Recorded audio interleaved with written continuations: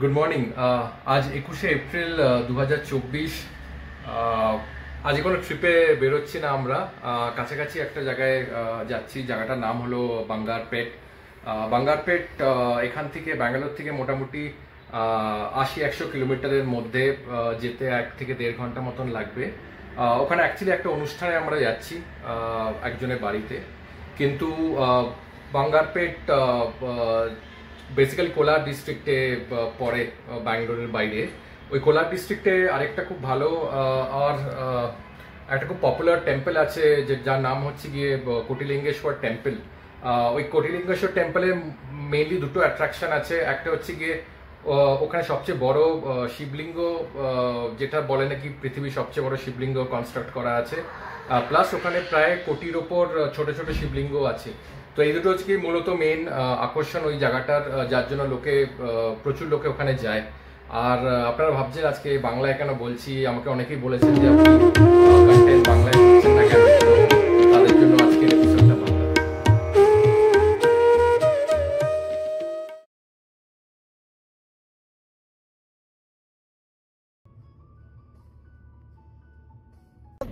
আমরা এখন Bangarpet main town, সেখানে অলরেডি ঢুকে গেছি। বাঙ্গারপেট কিন্তু খুব পপুলার আর ফেমাস ফর বাঙ্গারপেট চাট। তো আমাদের ব্যাঙ্গালোরে প্রায় প্রত্যেক জায়গায় বাঙ্গারপেট চাটের দোকান, কিন্তু সারপ্রাইজিংলি এখন অবধি এখানে একটা চাটের দোকান খুঁজে পাইনি।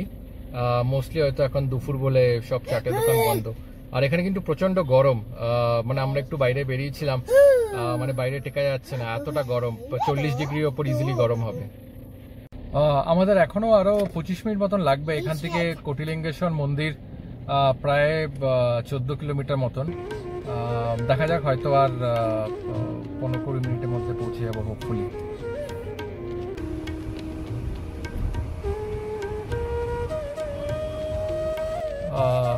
আমরা এই পৌঁছলাম এখন, জাস্ট গাড়িটা পার্ক করেছি, এরপর মন্দিরে যাব। এখানে কিন্তু গরম প্রচন্ড। এই সময় এপ্রিলের টাইমে একদমই রেকমেন্ডেড না এই এই জায়গাটাতে স্পেসিফিক্যালি আসার জন্য, কারণ এখানে প্রচন্ড গরম পড়ে। আর এটা পুরোপুরি কোলার হচ্ছে কি মাইনিং ডিস্ট্রিক্ট। তো এখানে মারাত্মক গরম। আর মন্দির সকালবেলা খুলে যায় 9টার সময়। যদি কেউ চান তো সকালবেলা 9টায় এসে 1 ঘন্টার মধ্যে ঘুরে চলে যেতে পারেন। কিন্তু আমরা এখন অলমোস্ট বাজে হচ্ছে গিয়ে 3টে। প্রচণ্ড মানে কড়া রোদ্দুর, আর হিউমিডিটিও আছে বেশ ভালো। তো আর একটু বলে নেওয়া দরকার অ্যাবাউট কোলার। কোলার হয়তো আপনারা অনেকেই নাম শুনেছেন। কোলার বেশ পপুলার ডিস্ট্রিক্ট কর্ণাটকার। আর রিসেন্টলি একটা মুভিও বেরিয়েছিল কেজিএফ বলে। তো কেজিএফ এর ফুল ফর্ম হচ্ছে গিয়ে কোলার গোল্ড ফিল্ডস। তো এটা বেসিক্যালি একটা মাইনিং ডিস্ট্রিক্ট। আর মুভিটারও যে স্টোরি লাইনটা ছিল ওটা কিন্তু পুরোপুরি এই ইন্ডাস্ট্রিয়াল বেল্টের উপরেই বেস করে মুভিটা তৈরি হয়েছিল। তো যারা যারা আপনারা মুভিটা দেখেছেন হয়তো নিশ্চয়ই এনজয় করেছেন। তো এটা ছিল একটু কোলারের ব্যাপারে। এবার আমরা মন্দিরে ঢুকে যাবো, ঢুকে ভেতরটা দেখাচ্ছি কিরকম। এখানে কিন্তু পার্কিং এর বেশ ভালো বড় জায়গা আছে। আমার পেছনে পুরো দেখতে পাচ্ছেন, পুরোটাই কিন্তু পার্কিং এরিয়া। যদিও কোনো শেড নেই, গরমে আসলে আর ওদের মধ্যে গাড়িগুলো গরম হয়ে যাবে, কিন্তু এরিয়া অনেকটা আছে পার্কিং এর জন্য।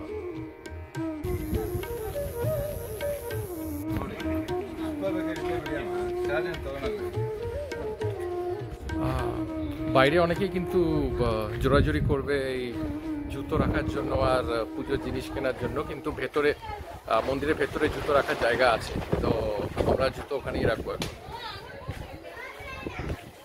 এখানে জুতো রাখার সুন্দর সিস্টেম করা আছে। এখানে দেখুন সুন্দর শেড করা আছে যাতে রোদ না লাগে, নাহলে এখানে যা গরম, পা রাখা কিন্তু যাবে না।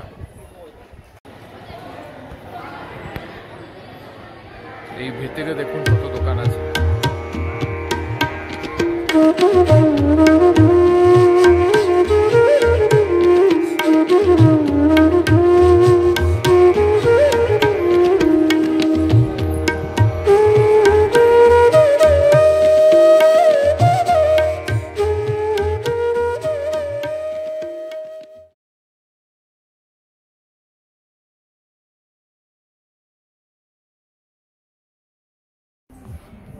একবার দেখুন কতগুলো শিবলিঙ্গ আছে এখানে।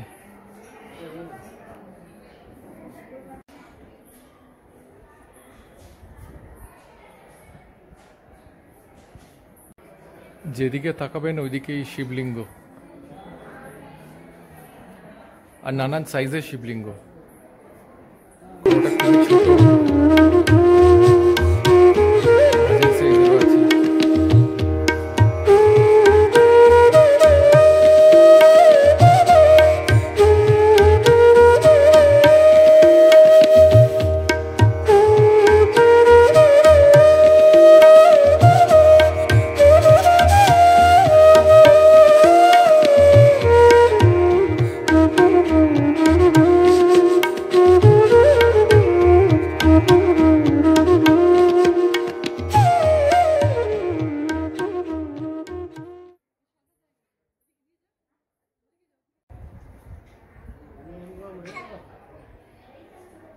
এই পাথরে কিন্তু পা রাখা যাচ্ছে না, এত গরম, প্রচন্ড টেম্পারেচার বেশি এই পাথরগুলোর।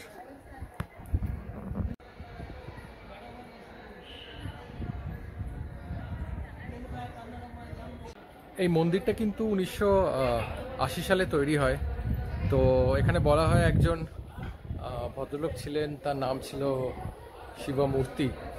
তো উনি একবার স্বপ্নে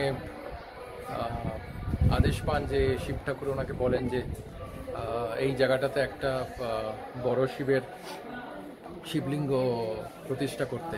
তারপরেই উনি এই বড় শিবলিঙ্গ এখানে যেটা আছে, যেটা বলে ওয়ার্ল্ডের সবচেয়ে বড় শিবলিঙ্গ, সেটা প্রতিষ্ঠা করেন। আর পরে পরে কিন্তু এখানে আরও প্রায় বলা হয় 1 কোটি ছোট ছোট শিবলিঙ্গ এখানে আছে।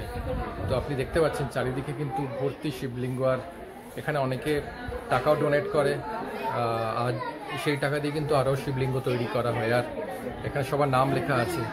এই যে ছোট ছোট শিবলিঙ্গগুলো দেখছেন, এখানে যারা যারা টাকা দিয়েছে তাদের নাম লেখা আছে এখানে।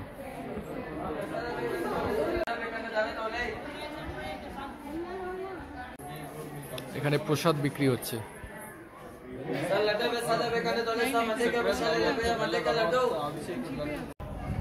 এই প্রসাদটা বিক্রি হচ্ছে 100 টাকা দাম। বলছে তো ঘি দেওয়া আছে, সব আছে। একবার সাইজটা দেখুন, বিশাল বড়।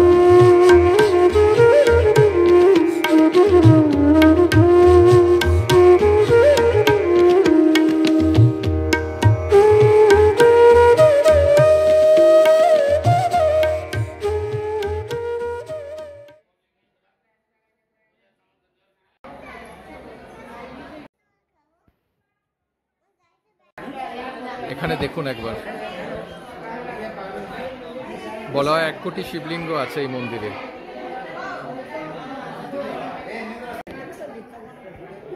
মন্দিরটা কিন্তু এমনি খুব একটা বড় না, হয়তো খুব বেশি হলে 3 থেকে 4 একর এরিয়া নিয়ে হবে মন্দির ক্যাম্পাসটা। আরেকটা মন্দির সামনে।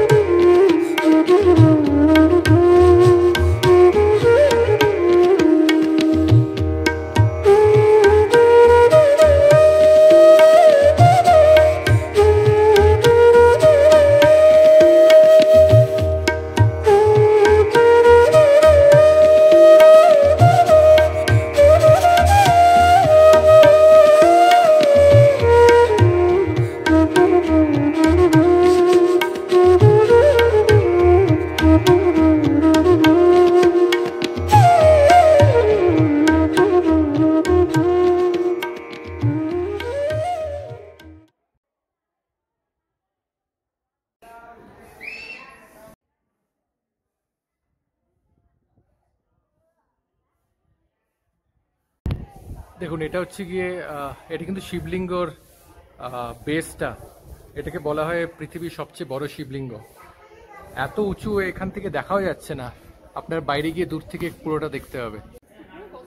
এই দেখুন, এখান থেকে পুরোটা দেখা যাচ্ছে।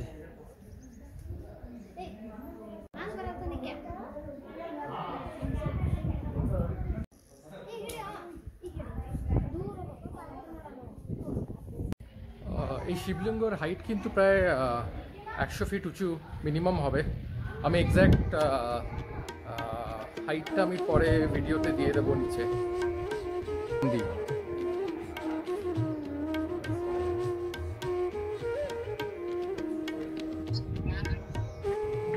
এই দেখুন শিবলিঙ্গ এদিকে, আর ঠিক উল্টো দিকেই নন্দী বসে আছে। এই মাটিতে সাদা পেন্টগুলো করা আছে বলে কিন্তু হাঁটা যাচ্ছে, না হলে পাথর প্রচন্ড গরম। শিবের ত্রিশূল, ওই দেখুন কি গরম, দৌড়ে চলে আসছে। দেখুন ওইদিকে আরো শিবলিঙ্গ আছে।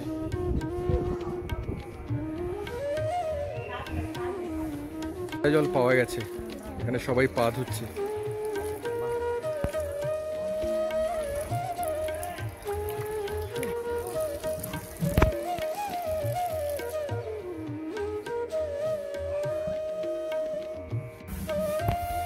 এতগুলো শিবলিঙ্গ কিন্তু নিয়মিত পরিষ্কার করাও একটা চ্যালেঞ্জ ইন ইটসেলফ।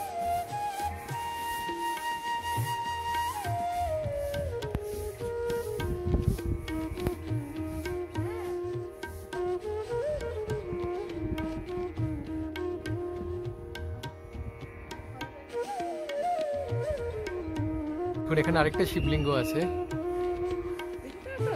আগেরটার চেয়ে একটু ছোট।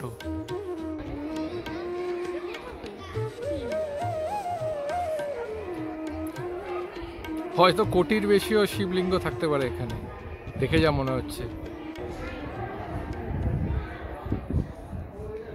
বজরঙ্গবলীর একটা মূর্তি।